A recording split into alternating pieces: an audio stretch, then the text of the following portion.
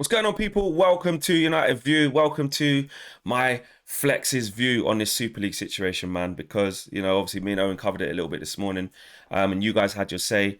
But it is a polarizing topic, man. You know what I mean? Like at the beginning, I thought, whatever, man, nothing's really happening. But actually, it's actually quite significant what's actually happened today. You know what I mean? Super League potentially coming back. That's what a lot of people are saying. It's only a matter of time.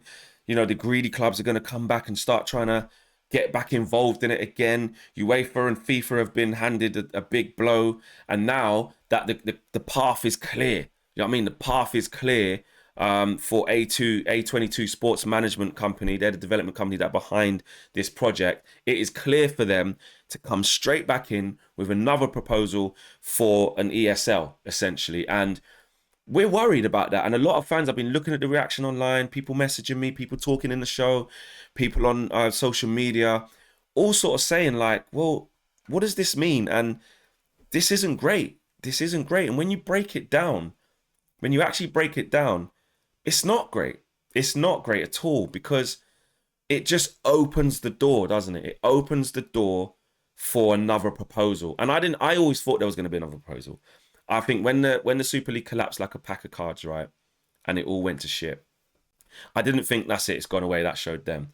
I always thought they're going to go away. They're going to, go into hiding, work out the best way forward from this, and do something, do it different. And obviously, I forgot that they was obviously taking, them to the European Court in UEFA and FIFA to kind of get them reprimanded.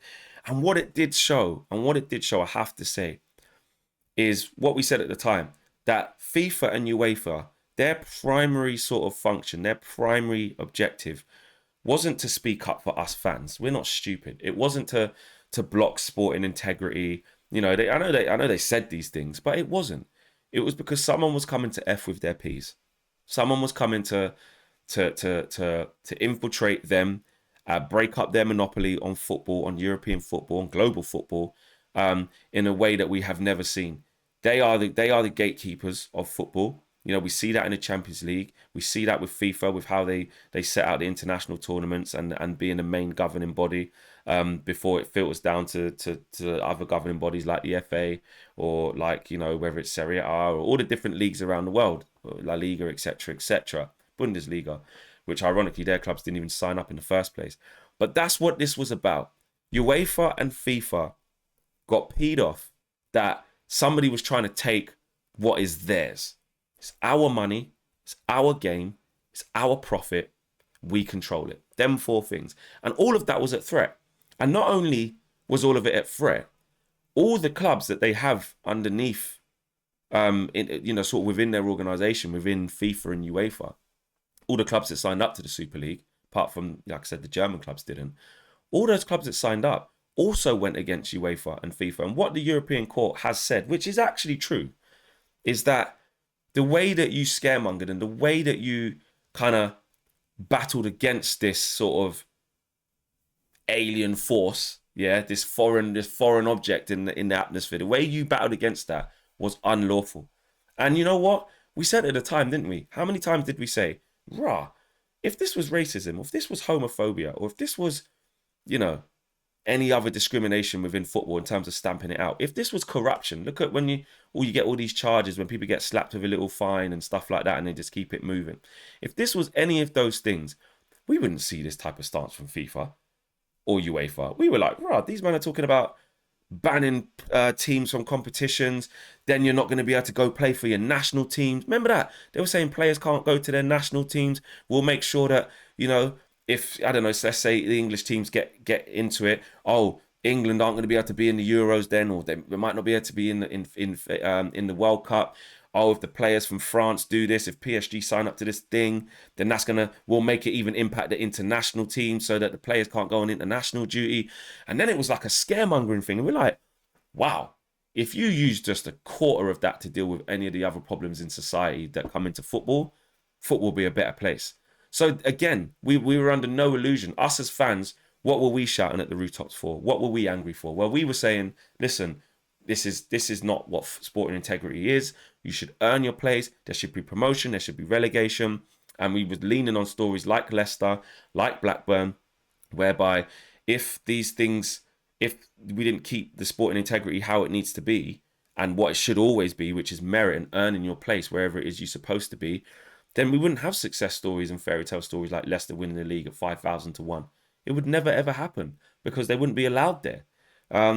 So you just wanted to create a monopoly of teams that go and play against each other, like Real Madrid, Barcelona, Man United, PSG, Arsenal, City, Chelsea, Spurs, Atletico Madrid, AC Milan, Inter Milan. I think were in there. Juventus, I think were in there. They could have done with the money. You could tell why they were in there.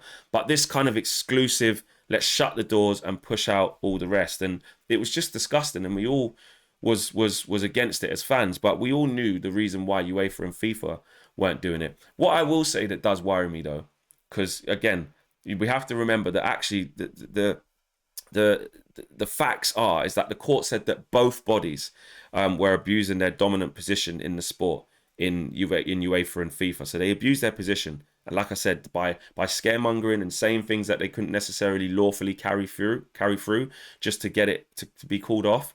They shouldn't have done that.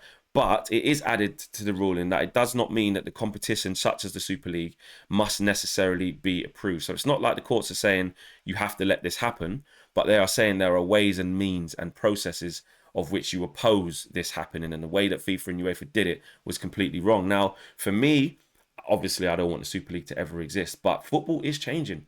And I believe it's going to change. With or without this Super League, it already has started to. You know, you look at what's going to happen in the Champions League next year. I do believe there's something going on with the World Cup and the Euros, especially the World Cup. There's going to be more teams in it. The World Club Cup, the Club World Cup, sorry, has changed format as well.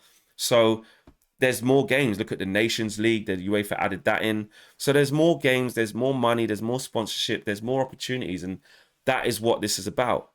Money. And I worry now what the next proposal will be. And I also worry that actually a lot of our clubs signed up to this. Do you know what I'm saying? Like, and if you look at our club, Man United, they, like Owen said in the show earlier on, they were right there at the front of it. Right there at the front of it. Yeah. The Glazers were there saying, we'll spearhead this whole thing. Ed Woodward was gone because of this. You know what I mean? He was right there having tea with bloody Florentino Perez and all those guys who were making it a thing. And what worries me is, as easy as it was for them to sign up, and now they know that there's no sanctions on them as clubs, what does that look like? And I suppose I'll leave you with that. What does that look like? Do you think that it's going to come back? Do you think our club could do something as bad enough as to get involved in that? Ineos is on their way in and stuff like that. What's their views on this? And other clubs around Europe as well. What do you think's going to happen? But for me, I am cautious about this. I think there will be another proposition. I'm gonna have to wait and see what that is. But yes, it's not going to be easy to sit and wait. I think that there's going to be a lot more reporting on this, and we'll have to wait and see. Let me know. Smash a like on the video, subscribe to the channel if you're new. See you again soon, guys. Peace.